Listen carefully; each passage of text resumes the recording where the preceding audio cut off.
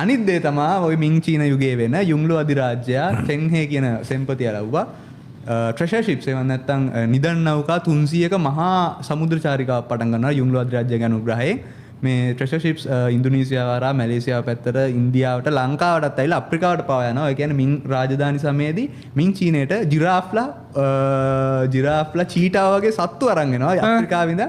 තාම චිත්ත තියෙනවා මිං රාජ්‍ය සභාවට ජිරාෆ් කෙනෙක් පළවෙනි වතාවට අරන් ආපු අප්‍රිකාවේ ඉඳන්.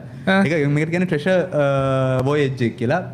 අදහසක් තියෙනවා ඇමරිකානුවන් සතුව ක්‍රිස්ටෝෆර් කොලම්බස් ඇමරිකානු මහද්වීපයට එන්න අවුරුදු 70 80කට කලින් සමහරට මේ ට්‍රෙෂර් ෂිප්ස් එන්න ඇති කියලා සමහරට පැසිෆික් සාගරය තරණය කළා ඇමරිකාවේ අර පැසිෆික් කෝස්ට් එක පැත්තට.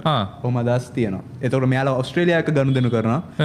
මින් රාජවංශයේ ඕස්ට්‍රේලියා ඇබෝජින්ස් වල එක ක්වීන්ස්ලන්ඩ් පැත්තේ ඉන්න ඇබෝජින්ස් වල එක සී කියුකම්බර් ට්‍රේඩ් එක පටන් ගන්නවා. මේ ඔක්කොම වෙන්නේ මේක මහා සමුද්‍ර එක්ස්පැන්ෂන් එකක් වෙනවා.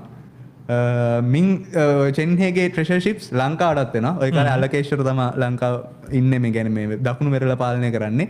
මෙයාලා ඉද්දී අලකේශ්වර පොඩි චාටර් මේ අනිත් පැත්තට ඇටැක් කරලා මෙයාලා තරහ වෙලා මෙයාලා අර දූත සේවයට ගෙන ආපු බඩු ටික දෙවිනුවරට පූජා කරලා සෙල්ලිපියක් ගන්න ත්‍රිභාෂා සෙල්ලිපිය. අදටත් තියෙන ජාතික කෞතුක කර බලන්න ඕක. ත්‍රිභාෂා සෙල්ලිපිය කියන්නේ මේක භාෂා තුනකින් ලියලා තියෙන්නේ. මොනවද භාෂා තුන? චීන, දෙමළ සහ පර්සියානු. මේක ස්පෙෂලි තමයි ඒ කාලේ නම් චීන කියන්නේ හරි කපටි එකෙක් කියලා පෙන්වලා තියෙනවා. චීන එකේ තියෙන්නේ ගෙනාපු දේවල් ටික පූජා කරන බුදුහාමුදුරන්ට කියලා. චීන භාෂාවෙන් ලියලා තියෙනවා. ඒතකොට කියවන චීන කේට හරි මේ බෞද්ධ සෙල්ලිපිය. දෙමළ එකේ ලියලා තියෙන මේක පූජා කරන්නේ තෙනුවර නායර. තෙනුවර නායනාර කියන්නේ මේ දෙවිනුවර ඉන්න විෂ්ණුට තාම පූජා කරන්නේ. ඒතකොට දෙමළ කෙනෙක්ට කියනවා මේක මෙයාලා සපෝට් කරලා තියෙන අපිට. පර්සියන් එකේ ලියලා තියෙන මේ කල්ලා දෙවියන්ට පූජා කරනවා කියලා. එතකොට භාෂා තුනෙන් ලියලා තියෙන තුන් දෙයට පූජා කරනවා කියලා. ඔබ තව චීන වල කපටි කමේ. චීනා සෙල්ලන්නේ නැහැ. චීන ආය යුන්ලෝ අධිරාජ්‍යයේ අනුමැතියත් එක්ක සේනාවක් අරන් ඇවිල්ලා කෝට්ටේට පහර දීලා අලකේශ්වර රන් චීනට යනවා.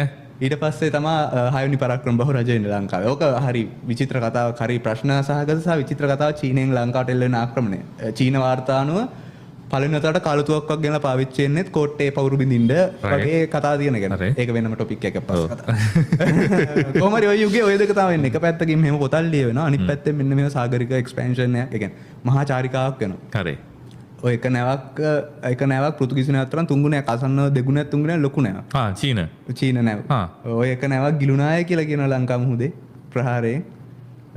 මෙයාගේ තිබ්බේ මුතුමැණික් රත්තරන් කොහොම කතාවක හෙව්වාය කියලාත් කියනවා.